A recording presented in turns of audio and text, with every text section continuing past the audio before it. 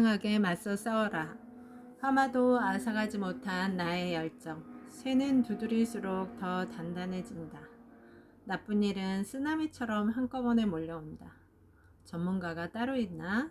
다윗과 골리앗의 싸움. 다윗의 승리. 깡다구 빼면 시체다. 끈질기게 도전하는 자만이 살아남는다. 20살 처녀, 드넓은 세상에 홀로 서다. 새로운 도전, 건강식품 가게. 시작이 반이다. 다시 찾아온 기회. 또 한 번의 좌절. 마르지 않는 월급 통장. 연봉 1억 만들기. 스스로 한계를 만들지 말자.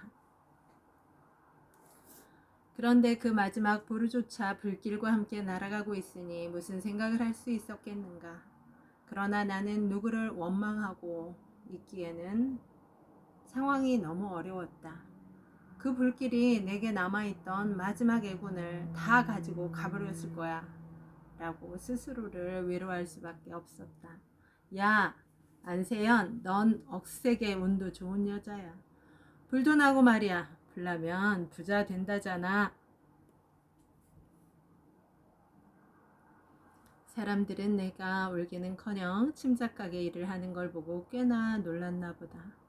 나중에 들은 얘기지만 내가 엄청 부자여서 그 정도 피해 따윈 아무렇지도 않은 사람인 줄 알았단다.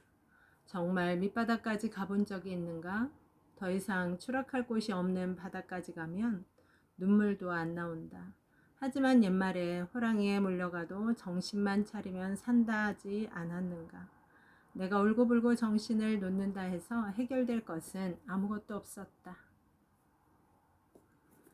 단순히 긍정적이고 강단 있고 대찬 여자라서 그런 건 아니었다. 그 상황에서 나 스스로 긍정적이지 않으면 견딜 수가 없었다. 그래서 더욱더 스스로에게 강력한 최면을 걸었다. 그러다 보니 화재 현장을 바라보면서도 마치 저 불처럼 다시 일어날 것만 같은 생각이 들었다. 그러나 그것은 시작에 불과했다.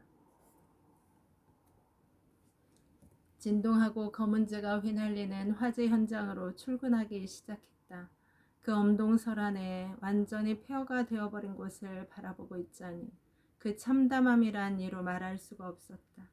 그나마 다행이었던 건 사무실이 있던 자리는 불에 타지 않았다는 것이었다. 난 곧바로 옆 건물에서 전기를 끌어다 작은 난로 하나 피워놓고 수습에 들어갔다. 일이 터지고 난 뒤에 알고 보니 건축업계에선 이런 일이 비일비재하단다.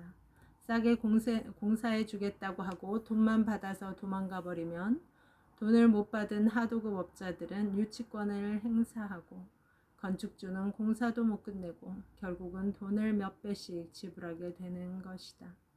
집짓다 망한다는 말이 바로 이런 경우라고 한다. 아무튼 그런 어려운 과정을 거쳐서 결국 나머지 공사를 다 마무리하고 오픈하게 되었다. 옛날에는 형제 많고 형편이 어려운 집에서는 그런 일이 다반사였다. 그렇게 나는 세상에 던져졌고 홀로 서기를 시작했다. 그런데 참 아이러니하게도 그렇게 아무런 준비도 없이 덩그러니 세상에 던져진 내게 다가온 첫 직장이 의상실의 보조 디자이너였다. 그렇게 나는 디자이너란 직업을 갖게 되었다. 신기하게도 그렇게 아무 준비도 없이 시작된 일이 내겐 전혀 낯설지도 어렵지도 않았고 재미있었다. 남들은 공부를 하고 전공에 따라 직업을 선택하지만 나는 거꾸로 된 셈이다. 이미 나의 길은 정해져 있었고 그 길에 맞춰 공부를 하는 어찌 보면 어처구니 없는 상황이 되었지만 나는 그것도 좋았다. 한때는 유학을 가서 세계적인 디자이너가 되고 싶은 꿈도 꾸었지만 현실의 벽에 부딪혀 포기할 수밖에 없었다. 그러나 그렇게 운명처럼 다가온 디자이너란 직업이 오늘날의 나를 만든 시금석이 될 줄이야. 그 순간은 누구라도 일을 할 사람만 있으면 지푸라기라도 잡는 심정으로 시작해야 하는 상황이었다. 그러나 이것이 큰 실수였다. 사람마다 그릇이 있는 것이다. 단순히 일당을 받고 일을 하는 것과 전체를 도맡아서 하는 것이 차원이 다른 문제인데 그 사람이 할 수 있다고 큰 소리치자 난 앞뒤 생각 없이 오케이 해버렸던 것이다. 나의 가장 큰 단점이자 장점이라고 할 수 있는 사람을 너무 잘 믿는 것이 문제였다. 그는 건축 사업을 크게 하다 부도가 나서 망했다면서 그까진 일은 간단한 일이라고 큰 소리를 쳤다. 어려운 일 처리를 할 때마다 느끼는 것이지만 도망치고 뒤로 숨는다고 해서 해결되는 일은 없다. 차라리 정면 승부를 하는 것이 훨씬 빠른 해결책이 될 때가 많다. 나는 언제나 그랬듯이 정면으로 승부하고 오뚜기처럼 다시 일어섰다. 오늘 나에게 닥친 시련에 귀 기울여라. 기회가 넘쳐나는 또 다른 세상이 펼쳐진다. 화재, 사기, 배신, 그리고 실패. 세상은 그녀에게 차갑기만 했다. 이를 극복해 해준 것은 삶에 대한 꿈과 열정이었다. 온갖 어려움에도 굴복하지 않고 꿈을 이뤄낸 한 여성의 인간 승리 이야기. 무엇이 자살까지 하려 했던 한 여자를 오늘의 승자로 만들었을까? 얼마나 어리석은가. 열심히 벌어서 자식 교육에 다 쏟아붓고 남은 돈이 없어서 노후 준비를 못했다면 지금부터라도 준비해야 한다. 한국의 베이비 부모들은 자식 교육에 모든 것을 다 쏟아붓고 지금은 에듀 푸어가 되어 힘들어하고 부동산 가격이 상한가를 달릴 때 대출을 잔뜩 받아 무리하게 집을 사서 하우스 푸어가 되어 허덕이고 아무리 열심히 일을 해도 현실을 벗어날 수 없는 워킹 푸어가 되어 불안한 삶을 살아가고 있다. 이제 세상이 변했다.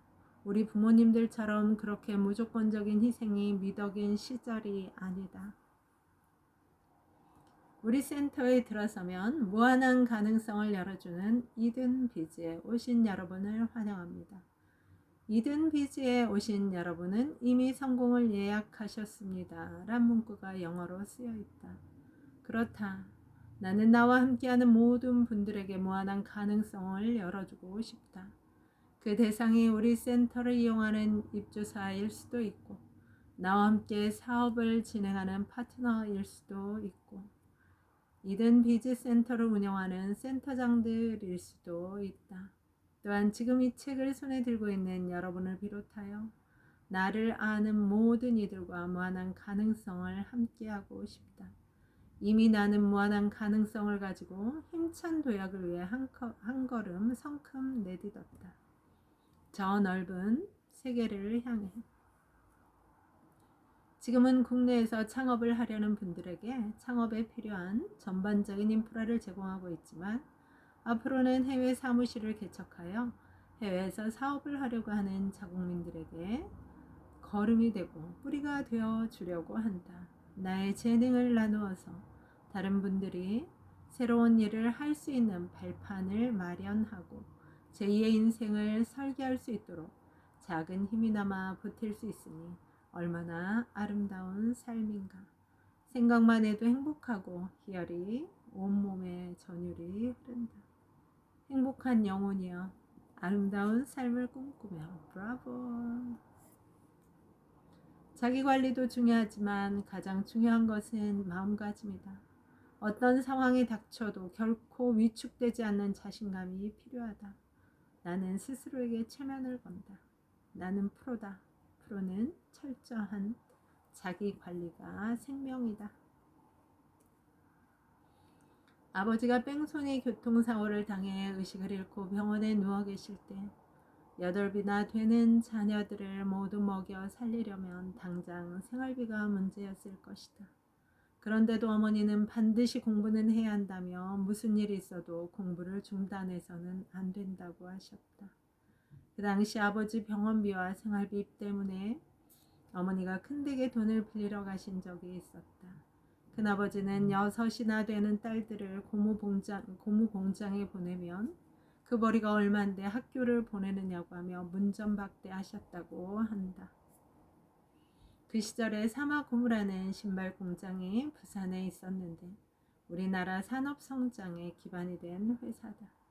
시골에서는 부산 가서 고무 공장에 취직하면 한 식구 먹고 살 걱정은 없다고 하여 취직을 위해 부산으로 향하는 행렬이 줄을 잇던 시절이었다.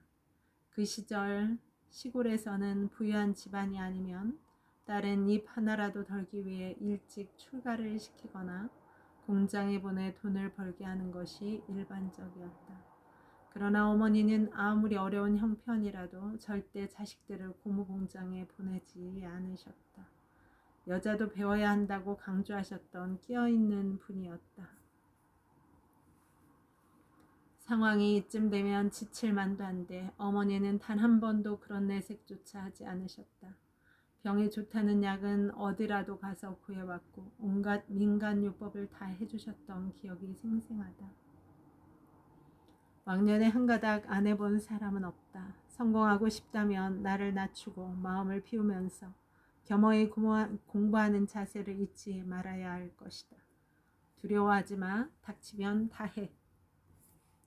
여러분, 오늘도 좋은 날입니다. 오늘 하루 잘 살아내느라 수고 많았습니다. 힘내세요. 다음에 또 만나요. 감사합니다.